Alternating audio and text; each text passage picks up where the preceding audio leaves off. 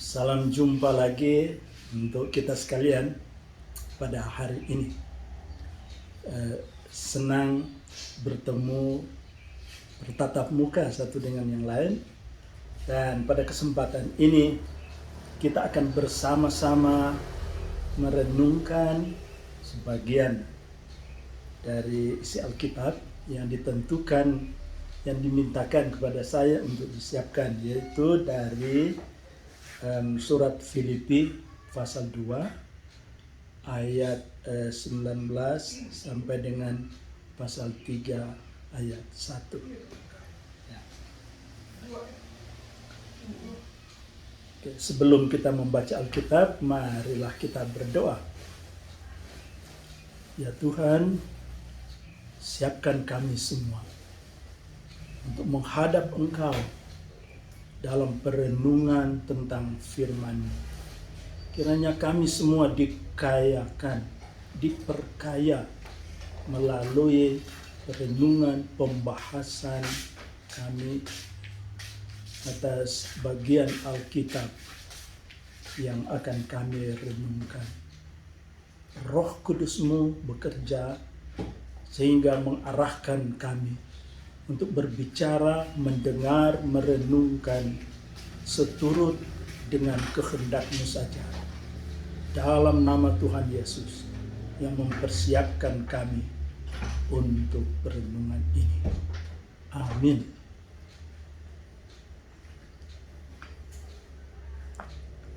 Marilah kita membaca dari Filipi pasal 2 ayat 19 sampai dengan pasal 3 ayat 1, yaitu diberi judul Timotius dan Epafroditus.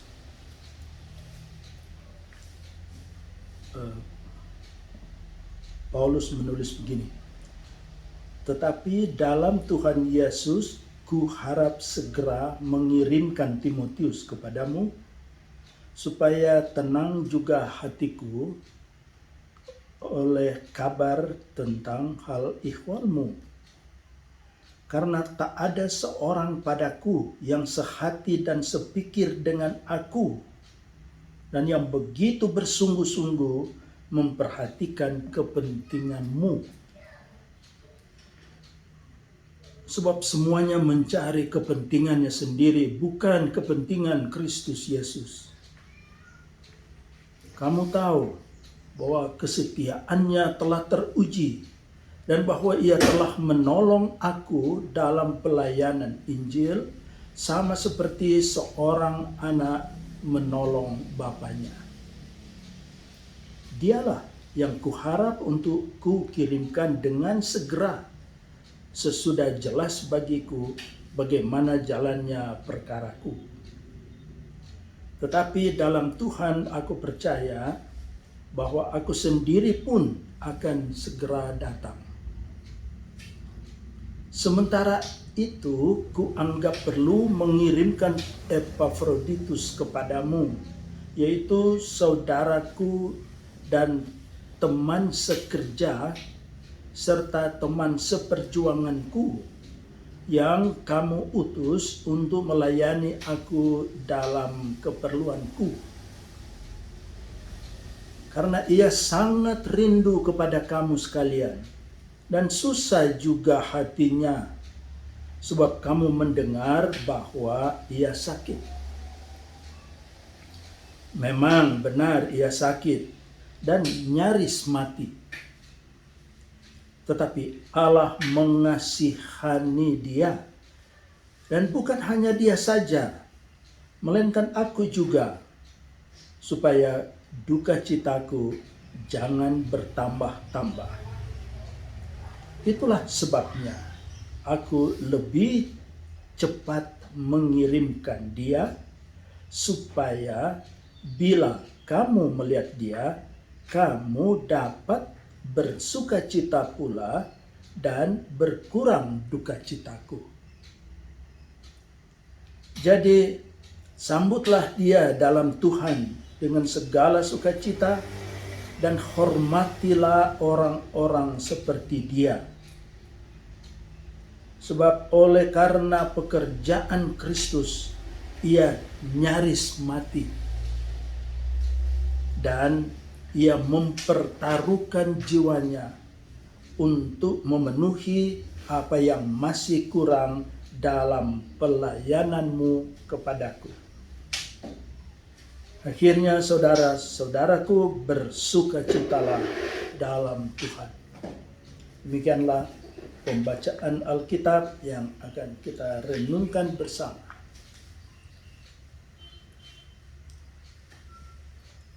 Seperti di waktu yang lalu, maka saya juga mulai dengan bertanya atau menanyakan mengapa surat ini ditulis oleh Paulus. Jadi surat ini, surat Filipi, ini khususnya pasal 2 ini ditulis karena ia mau menyampaikan terima kasih kepada jemaat Filipi atas perhatian dan pelayanan mereka kepada Paulus. Terutama waktu ia berada di penjara. Waktu Paulus berada di penjara di Roma pada tahun 62 atau 63 Masehi. Ia melaksanakan tugasnya sebagai rasul dengan mengarungi seluruh daerah Timur Tengah. Akhirnya ia dipenjarakan di Roma. Jadi surat ini ditulis waktu ia dipenjara di Roma pada menjelang akhir kehidupannya. Dalam tradisi purba, Paulus meninggal pada tahun 66. Pada tahun 66 di abad pertama Masehi. Nah, di mana kota Filipi?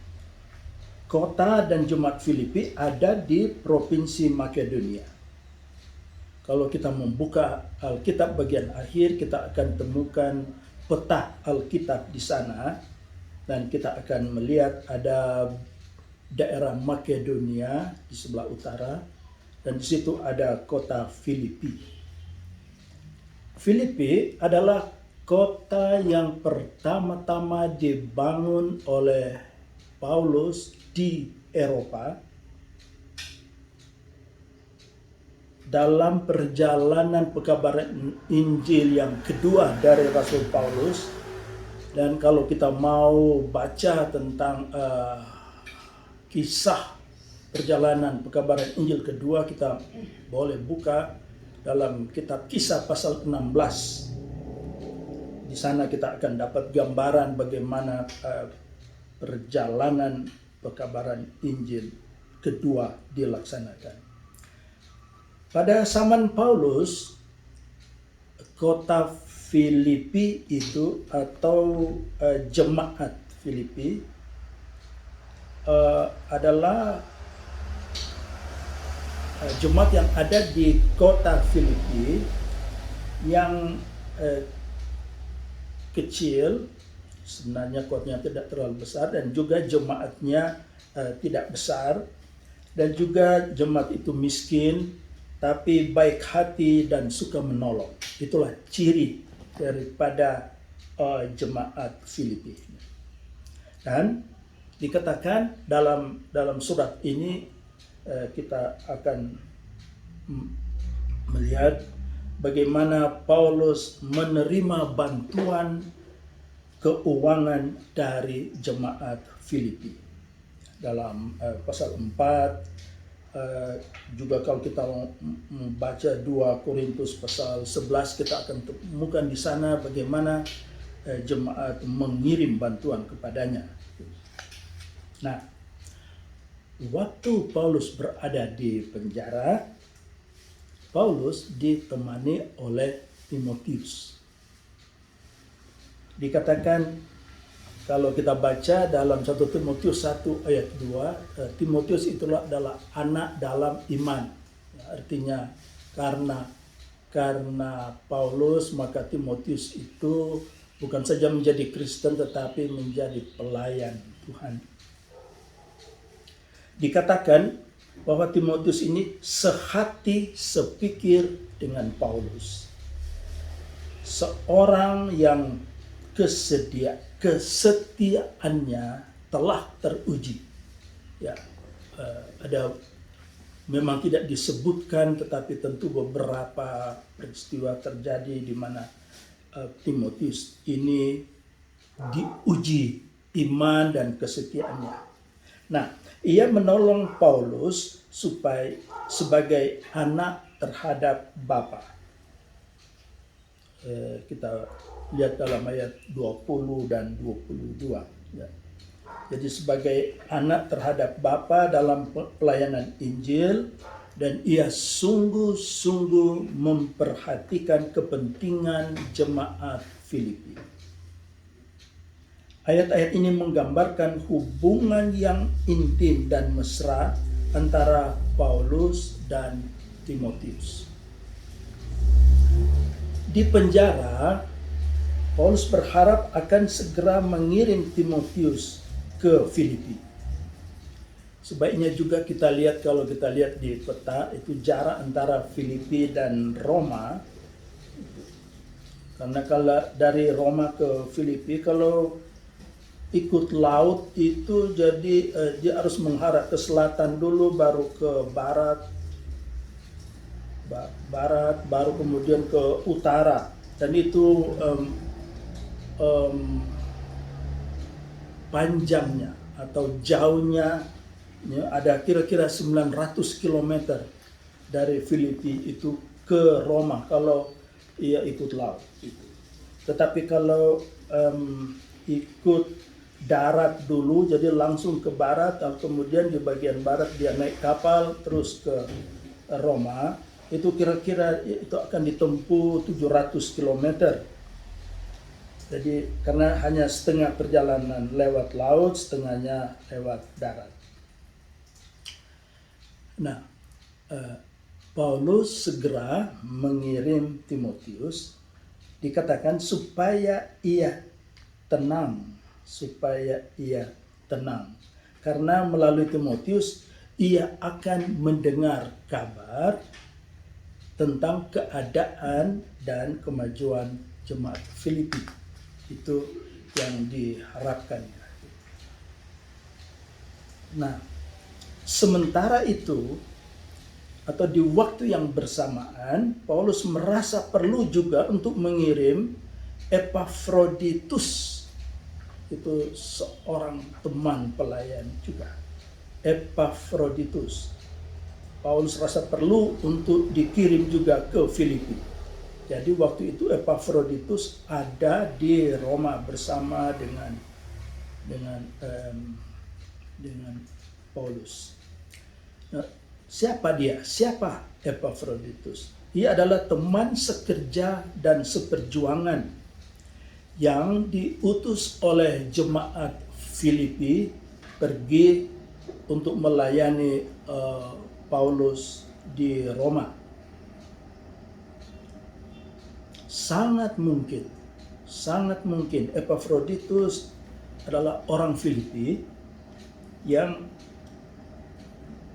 diutus ke Roma membawa uang dan keperluan lain untuk Paulus. Dikatakan bahwa ia sakit, malah hampir mati. Epafroditus itu sakit waktu bersama-sama dengan Paulus di Roma. Dan sangat mungkin melayani Paulus di penjara, ataupun mungkin dia juga ada tuh tinggal di penjara bersama Paulus. Tapi syukur, dikatakan Allah mengasihi dan menyembuhkan dia. Dan rupanya Paulus juga sakit, sama seperti Epafroditus, tapi disembuhkan juga.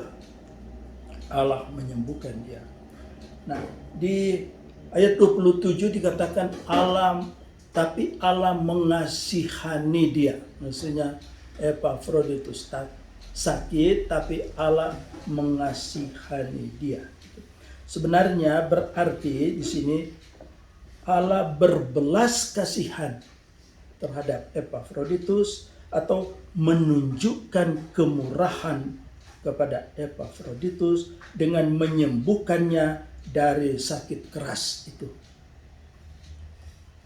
Bukan hanya Epafroditus yang disembuhkan, tapi Paulus juga, supaya dikatakan supaya duka citaku jangan bertambah-tambah. Jadi karena proses kenyataan terjadi kesembuhan, Paulus melihat dengan begitu duka citaku tidak akan bertambah-tambah. Maksudnya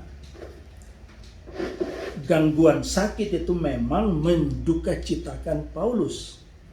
Jadi karena lihat temannya sudah sakit dan dia juga sudah sakit, nah itu sungguh mendukacitakan dia. Karena pelayanan terganggu.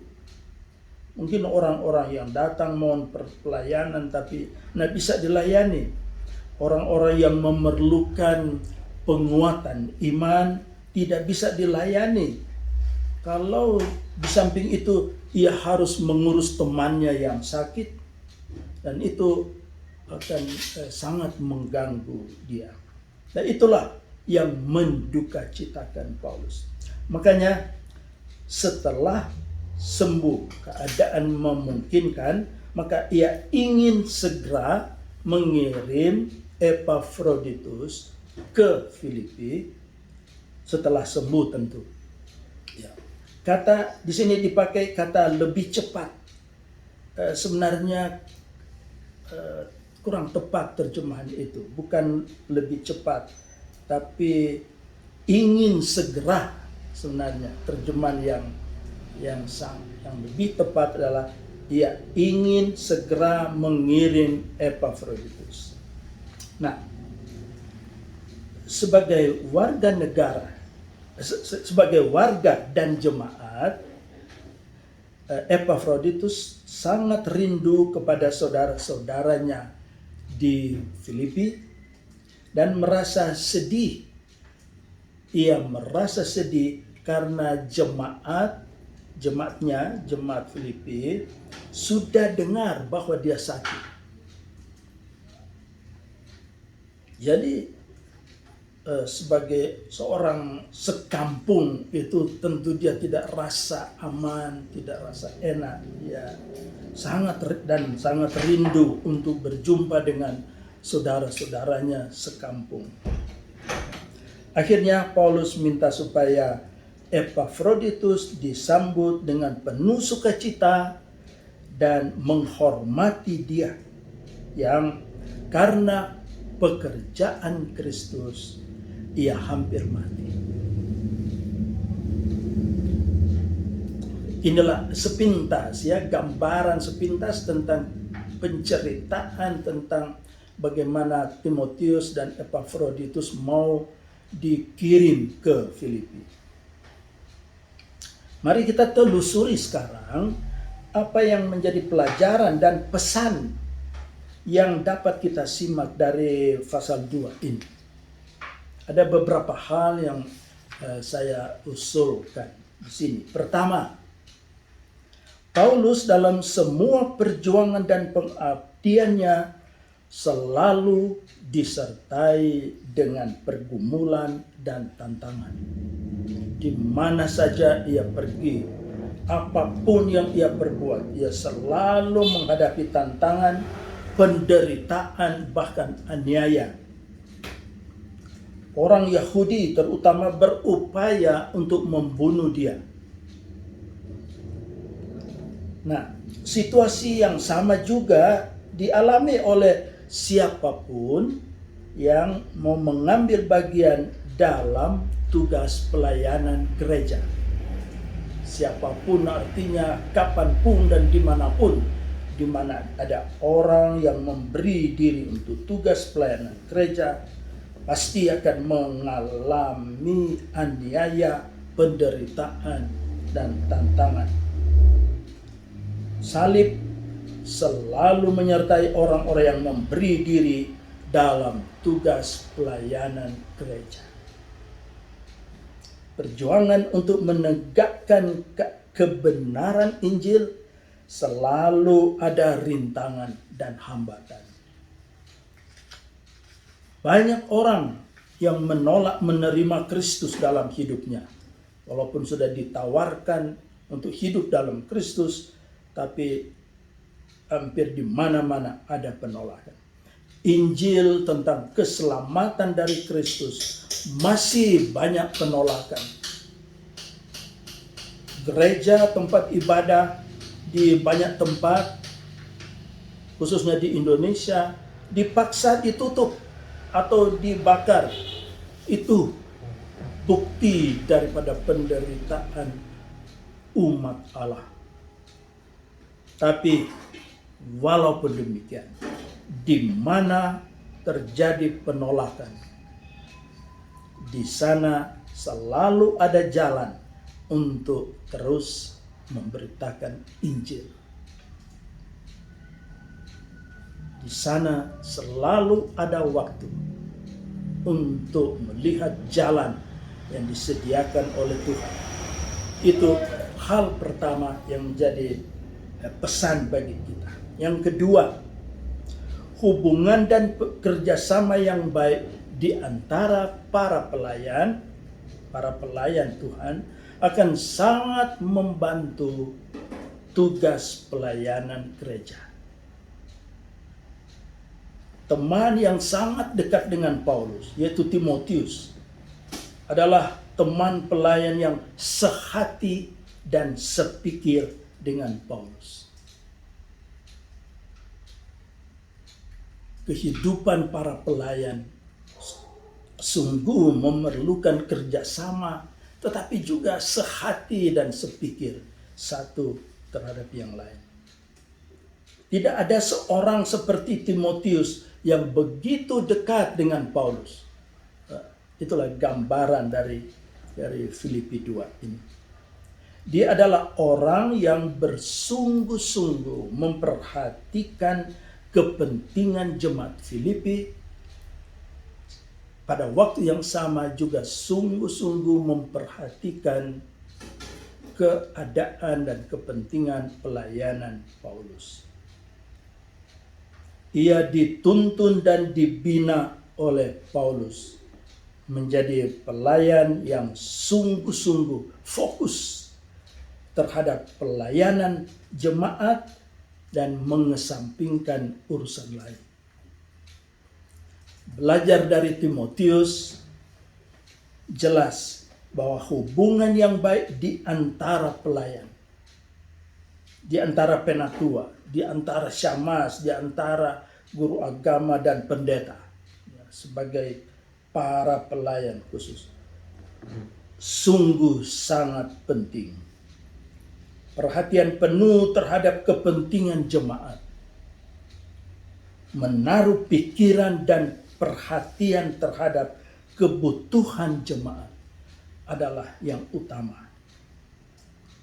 Jadi perhatian bukan hanya sekedar asal sudah memimpin ibadah.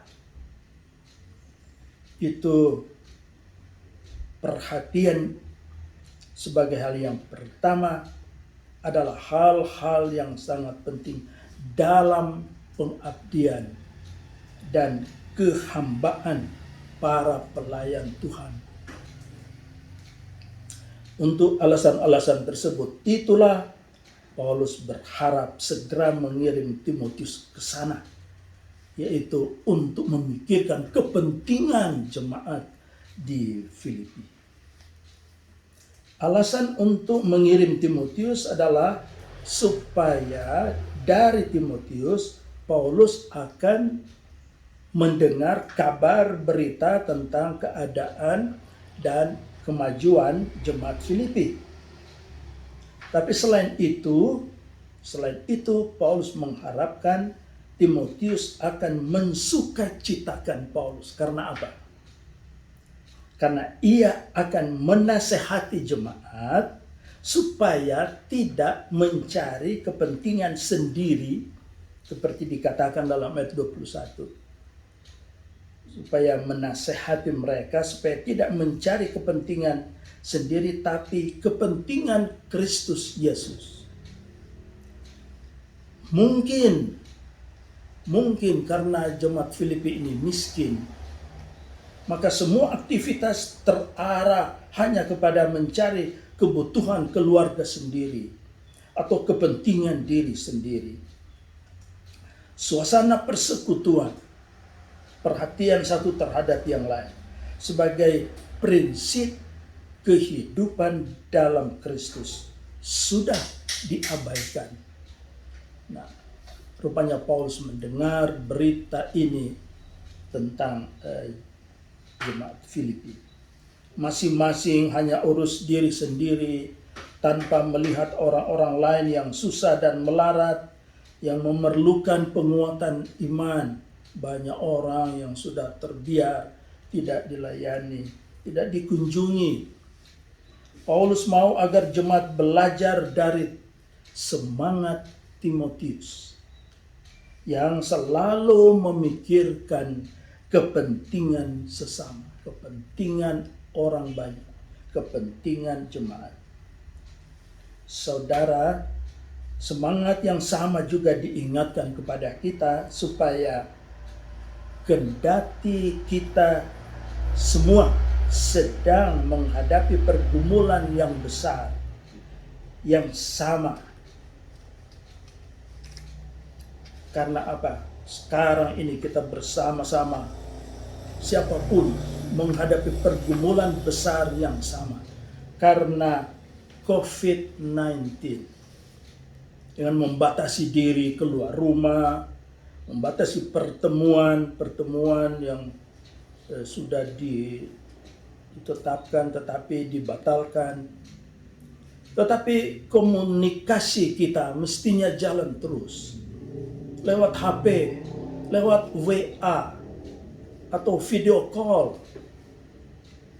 Sebagai alat pemberian Tuhan untuk dipakai dalam pelayanan. Dan supaya mereka yang berkecukupan dapat membantu orang yang susah karena ketiadaan kerja, terutama orang-orang dan keluarga yang sedang menjalani isolasi mandiri. Kita diharapkan untuk membagi bahan makanan atau uang kepada siapa saja yang membutuhkan, selain menerima bantuan pemerintah terhadap keluarga-keluarga yang terdampak pandemi sekarang ini.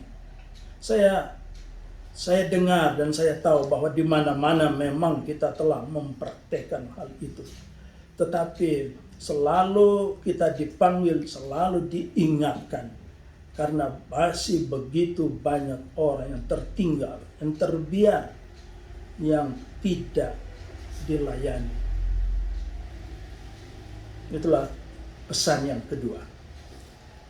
Pesan yang ketiga adalah tentang pelayanan dan pergumulan Epafroditus. Dia adalah teman sekerja dan seperjuangan Paulus yang mempertaruhkan jiwanya untuk jemaat dan untuk Paulus. Jadi dia mempertaruhkan dirinya, jiwanya untuk pelayanan baik kepada jemaat maupun kepada sesama pelayan, yaitu Paulus. Ia diutus oleh jemaat Filipi untuk melayani Paulus. Sangat mungkin karena kerajinannya, karena keteguhannya melayani Paulus, ia sampai jatuh sakit. Malahan hampir mati.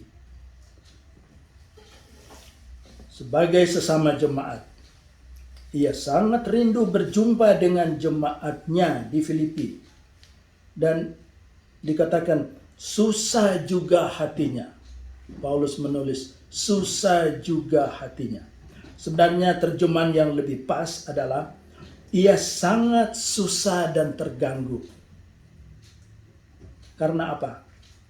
Dia sangat susah, sangat terganggu karena dua hal. Pertama, jangan-jangan karena sakit berat ia akan meninggal di Roma. Bagaimana kalau jadi begitu? Bagaimana mau menghadapi kenyataan itu? Bagaimana kalau ia meninggal, Epafroditus meninggal di Roma, jauh dari sanak keluarganya, dan pasti itu akan merepotkan Paulus. Dan kemungkinan kedua, ia tidak tenang mengingat jemaat Filipi dalam kecemasan. Maksudnya baik Paulus terutama Epafroditus tidak tenang mengingat jemaat Filipi berada dalam kecemasan karena sudah dengar bahwa ia sakit berat. Syukurlah Allah mengasihi dia, artinya Allah memulihkan dia. Sebagai orang sekampung tentu mau segera melihat bahwa ia memang sudah sembuh. Nah, situasi dan perasaan seperti ini sebenarnya tidak berbeda jauh dari situasi kita sekarang ini, terutama bagi keluarga yang kekasih mereka sedang dirawat di rumah sakit. Apalagi kalau sudah gawat atau sudah dipasang ventilator. Kata ventilator saya kira kita semua sudah paham itu. Malahan sudah dengar itu saja sudah takut. Apalagi karena dihubungkan dengan COVID. Pergumulan keluarga pasti sama dengan pergumulan Epafroditus. Pergumulan keluarga itu pasti sama dengan pergumulan jemaat Filipi yang rasa cemas mengingat tentang Epafroditus yang ada di Roma yang jauh dari mereka. Itulah pesan ketiga. Dan pesan keempat adalah tentang nasihat Paulus kepada orang Filipi, yaitu supaya menghormati orang-orang seperti Epafroditus. Mengapa? Karena ia telah berjuang dalam pelayanan terhadap sesama pelayan, tapi juga terhadap jemaat. Walaupun sekampung, mungkin ada yang menganggap dia biasa-biasa saja. Waktu Epafroditus mau tiba di Filipi, mungkin ada orang yang anggap dia orang sekampung. Di daerah dan budaya tertentu, walaupun ada orang sekampung atau sejemaat yang sudah berprestasi dalam hidup dan perjuangan melayani orang lain, atau sudah membaktikan diri bagi bangsa dan negara, sering ada orang yang hanya dilihat sebelah mata saja. Nasihat Paulus ini untuk menghormati orang-orang seperti dia, seperti Epafroditus, sungguh sangat relevan bagi kehidupan kita, baik sebagai orang Kristen maupun sebagai warga negara. Kita perlu saling menghormati siapapun dia, karena Tuhan menghendaki supaya kita saling menghormati dan saling menghargai satu sama lain untuk kemuliaan dan kehormatan nama Tuhan. Sekian saudara-saudara.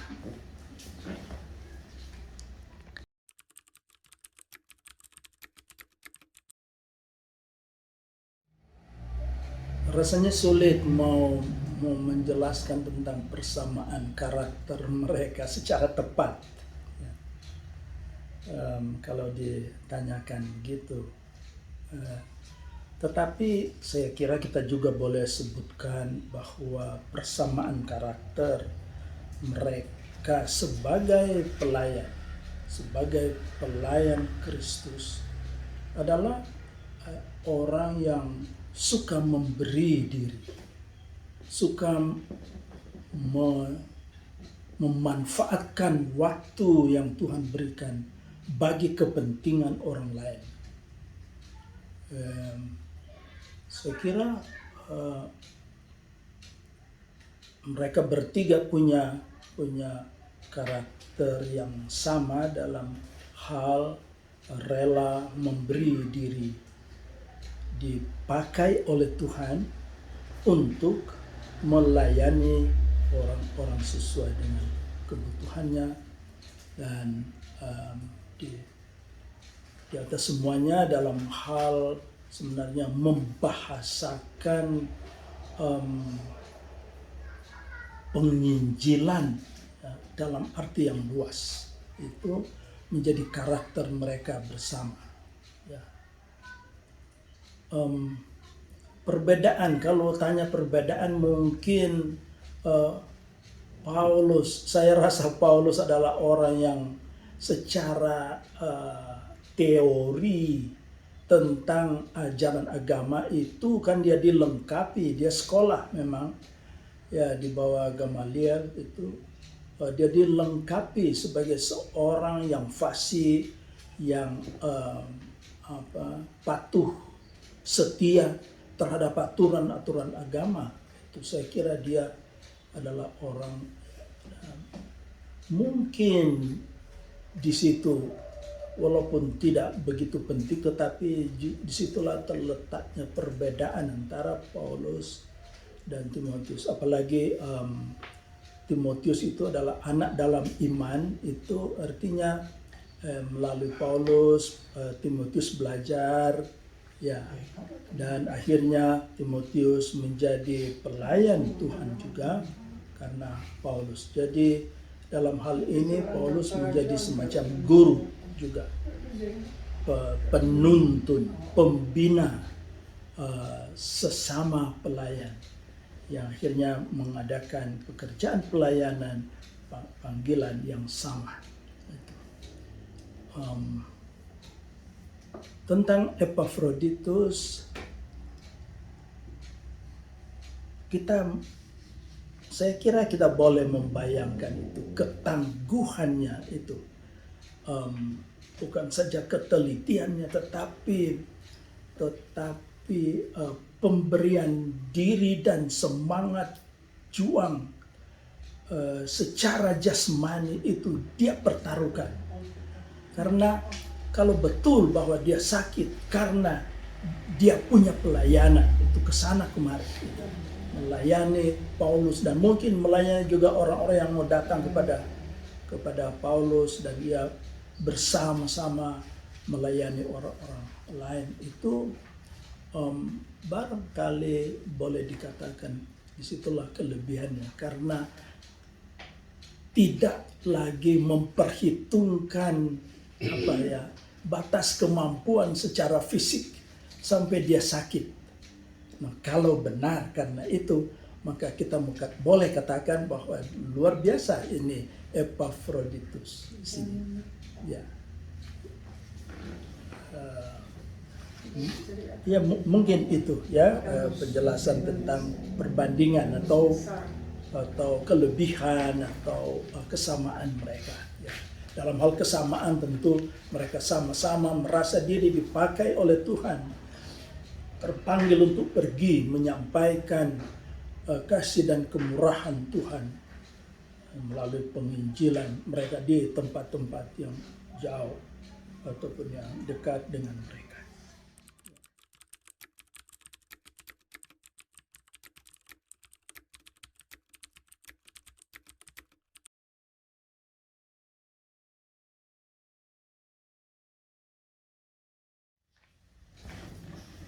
Kepada kita memang kita tidak dapat informasi mereka dari Roma ke Filipi itu jalan kaki atau naik kereta atau naik keledai atau apa.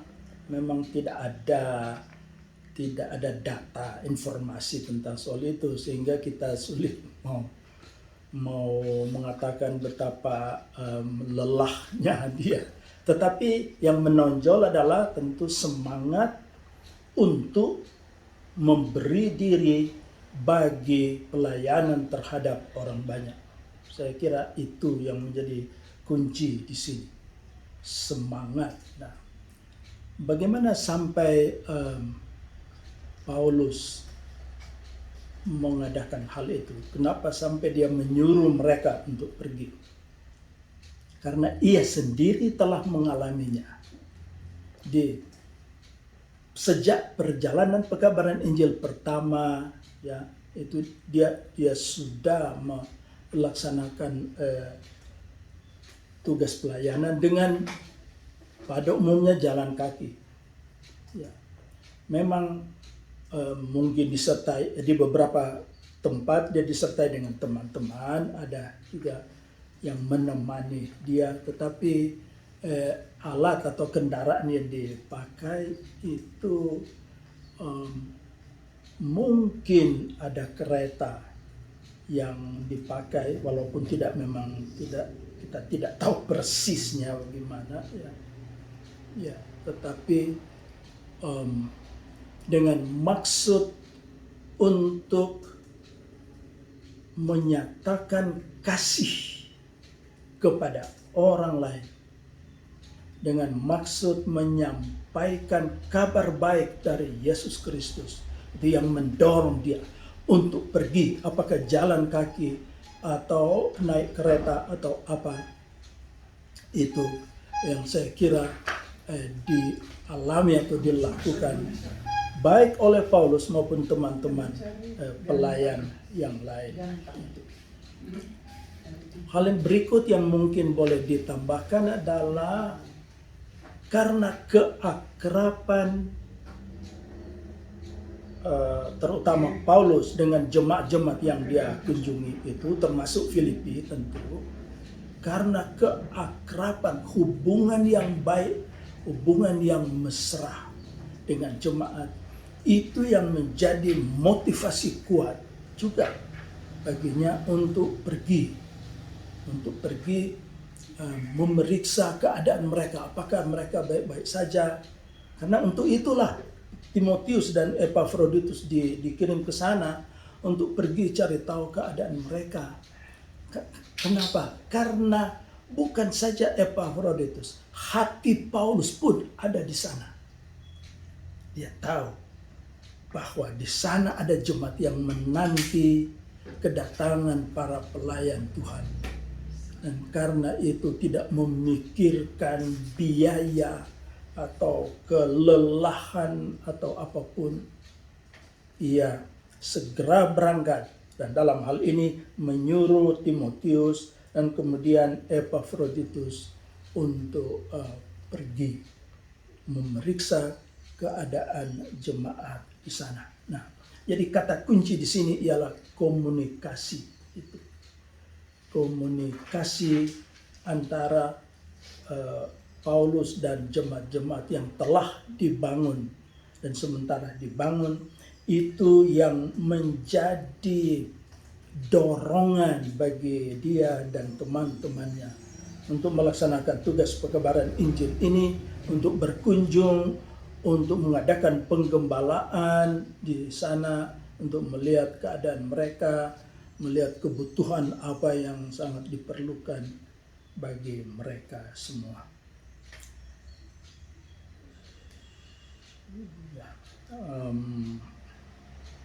Itu hubungan yang erat, dan hubungan erat antara Paulus dan Timotius dan Epafroditus saya kira tergambar jelas dalam pembacaan kita dalam Filipi 2. Ini jelas bagaimana hidup sehati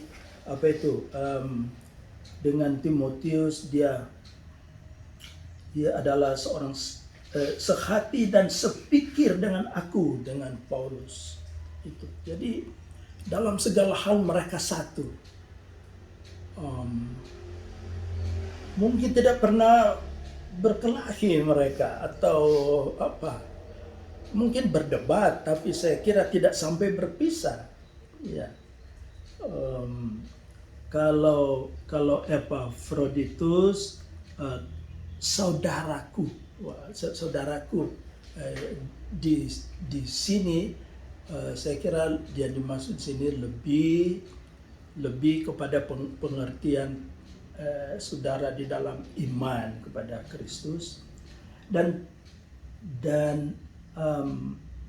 saudara dan teman sekerja serta teman seperjuangan.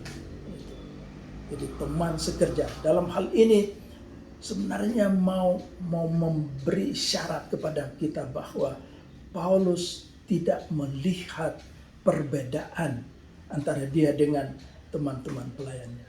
Ia tidak melihat atau menempatkan diri sebagai yang lebih tinggi.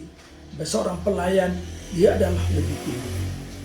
Tetapi dia melihat baik Timotius maupun Epafroditus sebagai teman sepelayanan yang setingkat dengan dia.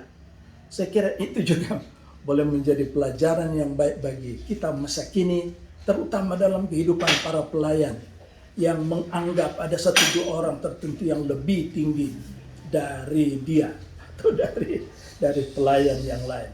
Padahal di hadapan Tuhan sebenarnya mereka dipakai sebagai alat secara sama. Mungkin tanggung jawab lebih luas atau berbeda, tetapi secara panggilan sama-sama dipanggil dan dipakai oleh Tuhan.